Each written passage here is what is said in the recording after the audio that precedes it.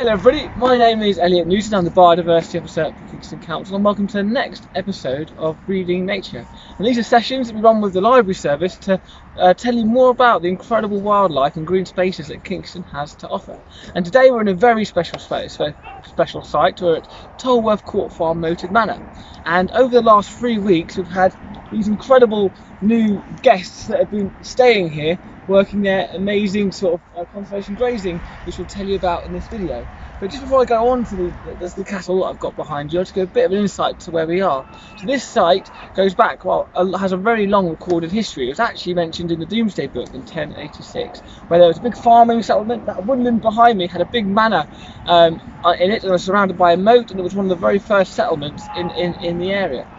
And at that time, they would have done traditional hay meadow management, where they would have gone out and cut the grass with these big scythes, and that was how they got their hay to feed their animals. But also, it was really good for wildflowers, because that disturbance would really help create an environment in which the wildflowers could thrive. And what we've been doing here in the recent, over the last year, we've been introducing a new sort of conservation program here that sort of reflects that historic traditional conservation management, which will make it better for wildflowers and the wider ecology that we have here, and also celebrating the traditional techniques that would have been used here for almost hundreds of years.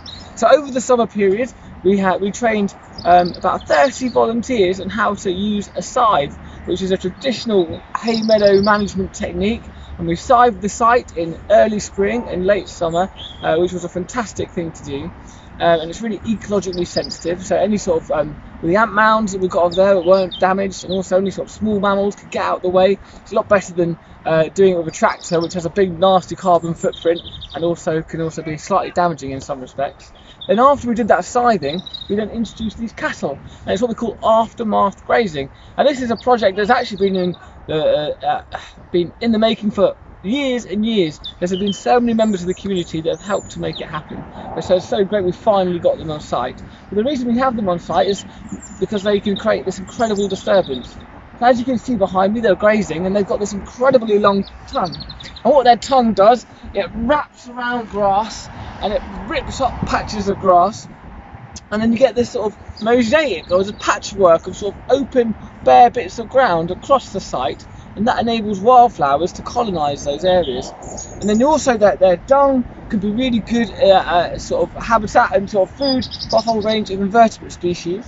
And their hooves in the ground can create lots of micro habitats for a whole range of species. So by having them here just for a period of 3 weeks has created a fantastic ecosystem, and it's the best this site has looked in for such a long time. So this is part of a project that will be sort of repeated every year now. And one of the most important parts of this project isn't just the way in which we're managing the site, it's engaging with local people. So we had lots and lots of people interested in help monitor the cows. So over the last 3 weeks, on every day we've had people come to the site to make sure the cows were in good health. And it's been a really fantastic project. We're sad to say the cows will be off to their next site next week because they've done their job here, but it's been great to have them. But this is something we'll be doing every year. So if you're interested in getting involved, please do let us know.